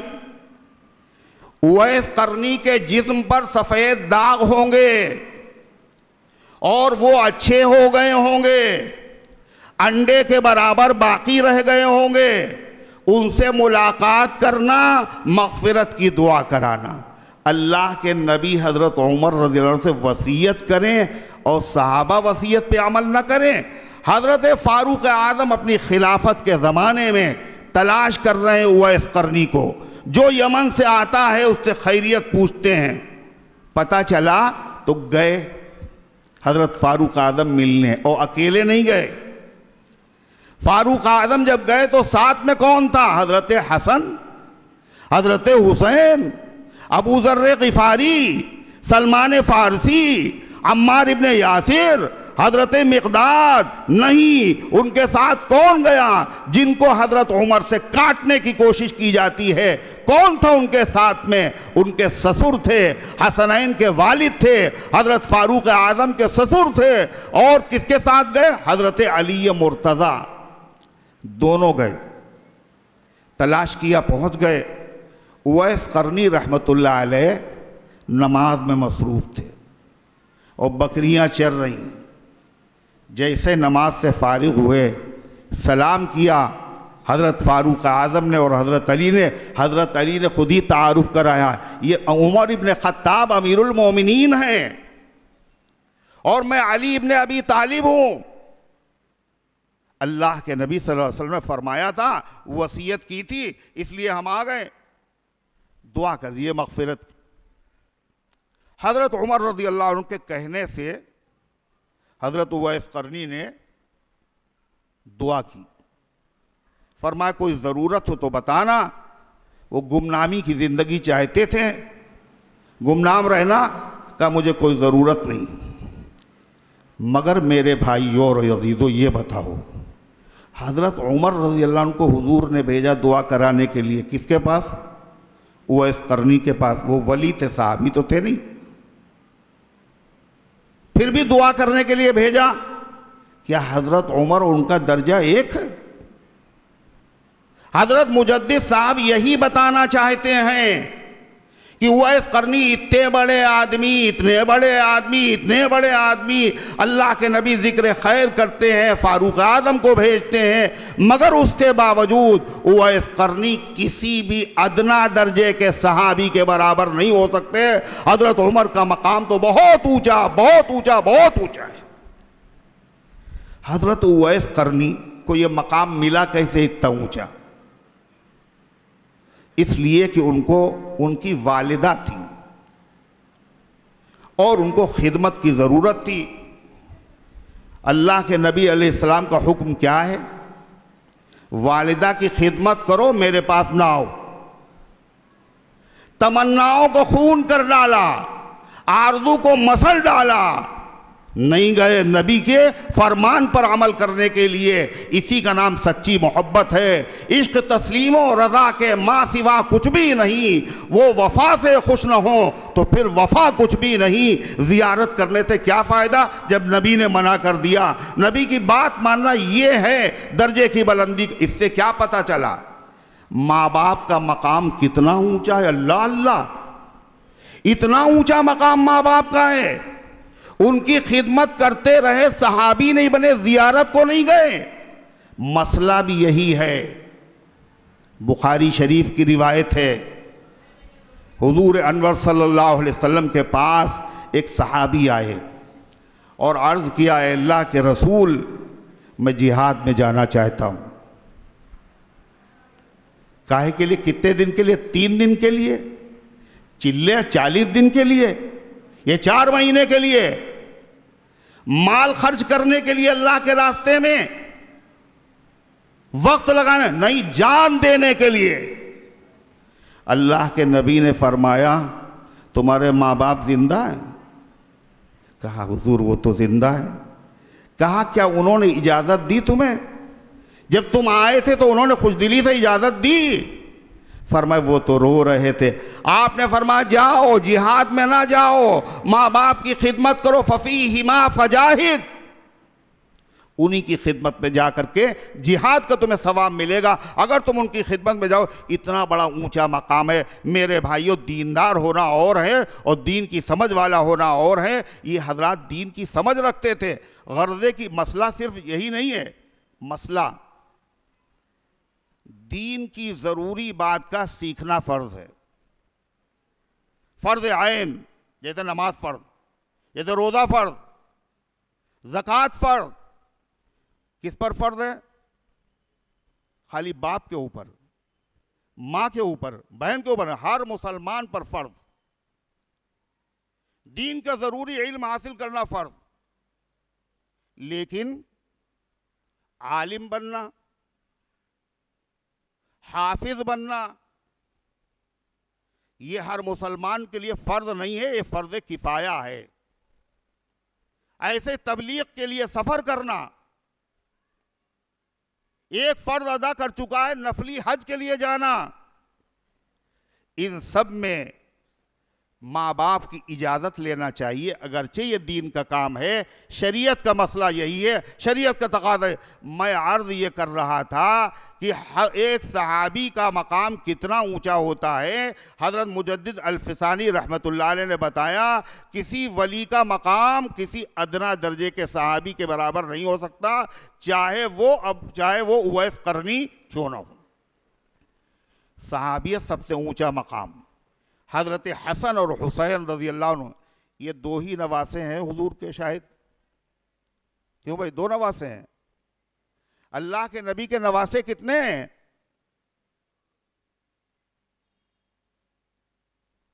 دو ہی سنتے آئے ہیں, ایک حضرت حسن ایک حضرت حسین. 5 نواسے ہیں جناب محمد الرسول اللہ صلی اللہ علیہ وسلم کے. 4 بیٹیاں ہیں, 3 داماد ہیں. کتنے لوگوں کو ان کے نام یاد ہے؟ آپ کے بڑے نواسے کا نام علی, آپ کی بڑی نواسی کا نام امامہ. کوئی یاد ہے کسی کو علی؟ یہ بڑے علی, یہ حضرت زینب کے بیٹے ہیں. بڑی محبت تھی آپ کو حضرت علی سے, اپنے نواسے سے. فتح مکہ کا موقع تھا, صحابہ نے دیکھا نبی کی سواری پر ایک بچہ پیچھے سوار ہے. یہ کون بچہ ہے؟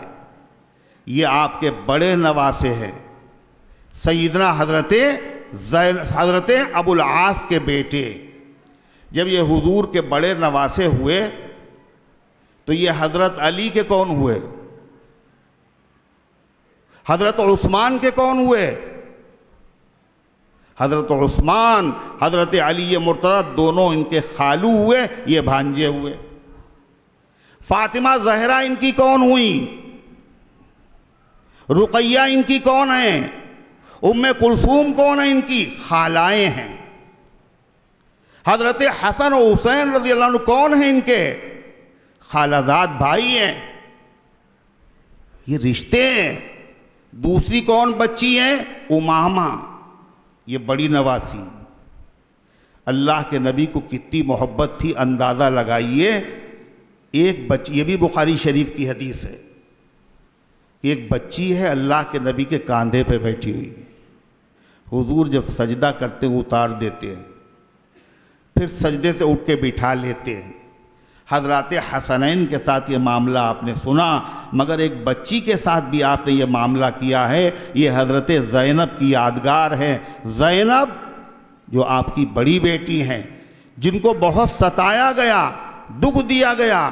نبی کی بیٹیاں مظلوم ہیں, کل بھی مظلوم تھیں اور آج بھی مظلوم ہیں. کل بھی ان پر ظلم کرنے والے مسلمان نہیں تھے اور آج بھی ان پر ظلم کرنے والے مسلمان نہیں ہیں.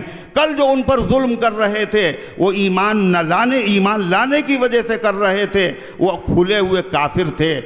لیکن آج جو ظلم کر رہے ہیں وہ اپنے آپ وہ اہل بیت سے محبت کا دعویٰ کرتے ہیں, وہ حضور پاک علیہ السلام کا کلمہ پڑھتے ہیں, مگر نبی کی بیٹیوں پر ظلم کیا کرتے ہیں؟ وہ کہتے ہیں اللہ کے نبی کی اکلوتی بیٹی حضرت فاطمہ زہرا ہے، 3 بیٹیوں کا باپ کوئی اور ہے۔ فاطمہ زہرا کے والد ہیں اللہ کے نبی علیہ السلام، نبی کی اکلوتی بیٹی حضرت فاطمہ زہرا کو کہنا یہ قرآن کی تکذیب ہے۔ امام اہل سنت رحمۃ اللہ علیہ نے لکھا یہ قرآن کو جھٹلانا ہے، اور قرآن سے بڑی دلیل کوئی نہیں۔ وہ جتنے افلاطون ہیں، یہ حدیث اور یہ حدیث اور یہ حدیث اور یہ حدیث، قرآن کے سامنے کوئی حدیث نہیں۔ تاریخ کی کیا اوقات؟ قرآن کا فیصلہ آخری فیصلہ ہے۔ اِنَّهُ لَقَوْلٌ فَصْلٌ وَمَا هُوَ بِالْهَزْلِ، یہ ٹھٹا مذاق نہیں، اللہ کا فرمان ہے۔ تو غرضے کہ میں عرض یہ کر رہا تھا، حضرت امامہ ایک روز حضور پاک علیہ السلام کے پاس ہدیے میں ایک ہار آ گیا، تمام آپ کی ازواج مطہرات امہات المومنین بیٹھی تھی۔ آپ نے کہا کیسا ہے؟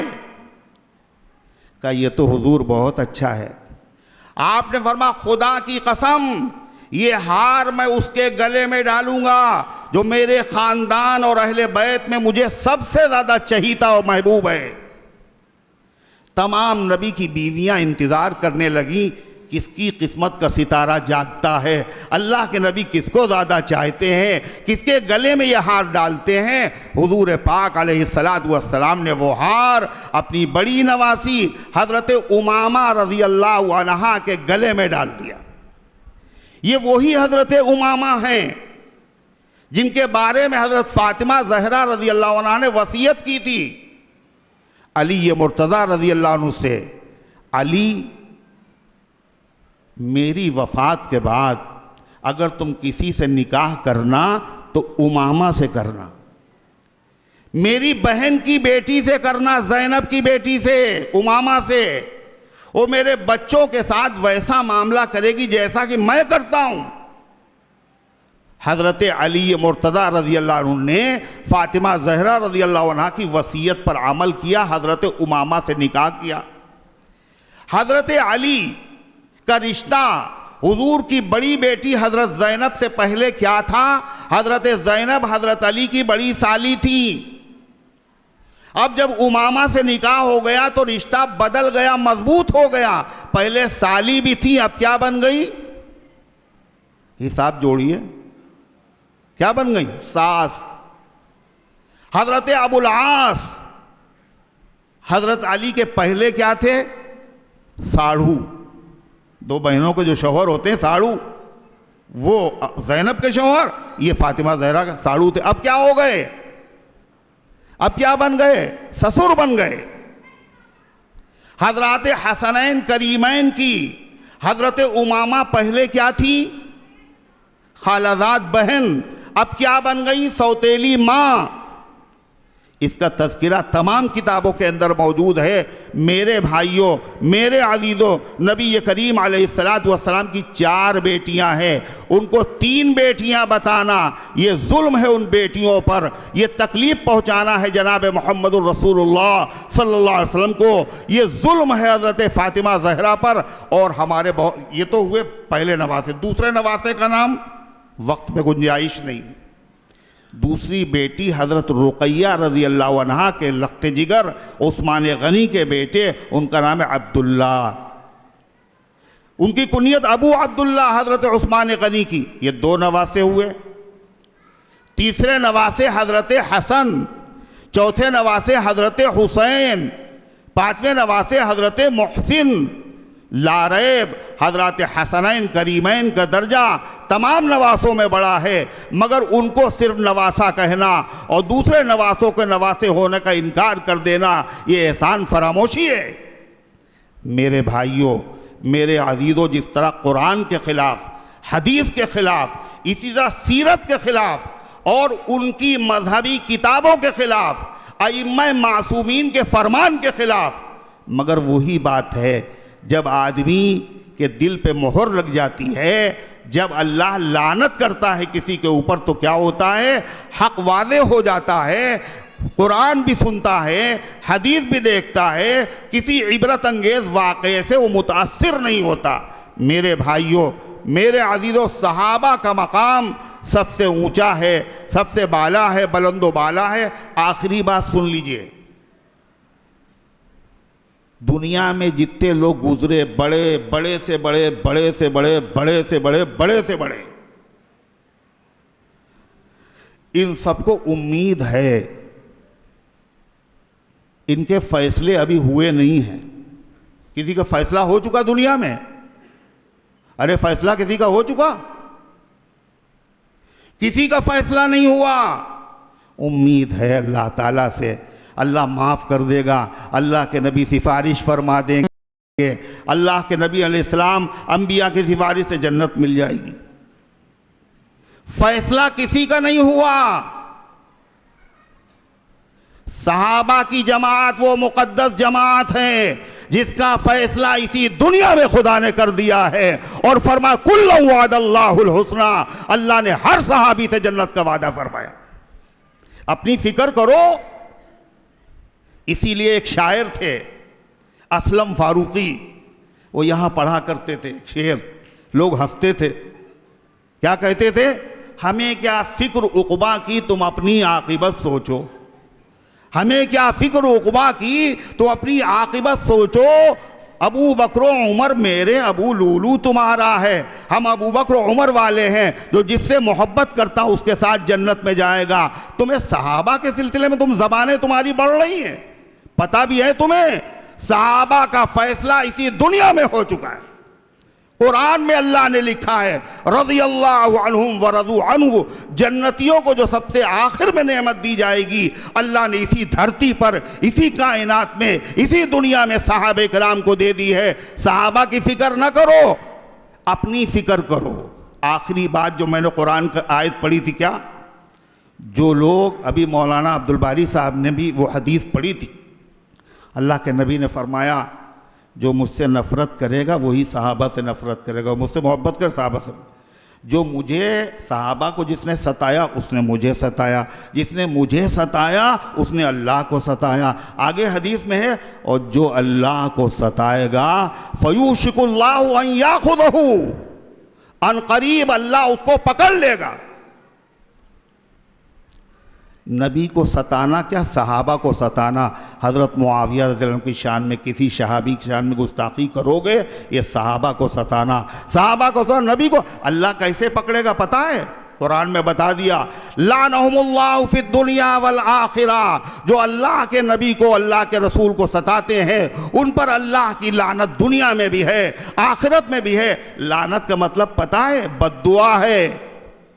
امیر معاویہ رضی اللہ عنہ کو خدا کے نبی نے دعا دی ہے، نبی کی دعائیں قبول ہیں، اور امیر معاویہ کی شان میں گستاخی کرنے والوں کو نبی نے بد دعا دی ہیں، اور بد دعائیں بھی نبی کی قبول ہیں۔ کیا بد دعا دی؟ من سب اصحابی و اصحاری فعلیہ لعنت اللہ، جس نے میرے صحابہ کو برا کہا، میرے رشتہ داروں کو برا کہا، اس پر اللہ کی لعنت۔ لعنت کا مطلب سمجھو، لعنت کا مطلب کیا ہوتا ہے؟ اللہ نے رحمت سے دور کر دیا۔ لعنت کے دو اثر، ایک ظاہر پر، ایک باطن پر۔ ظاہر پہ اثر کیا ہوتا ہے؟ آدمی کا لعنت کے بعد ظاہر بگڑ جاتا ہے، چہرہ بگڑ جاتا ہے، پھٹکار برسنے لگتی ہے، ایمان کا نور ختم ہو جاتا ہے۔ اور دل بگڑنے کا مطلب کیا ہے؟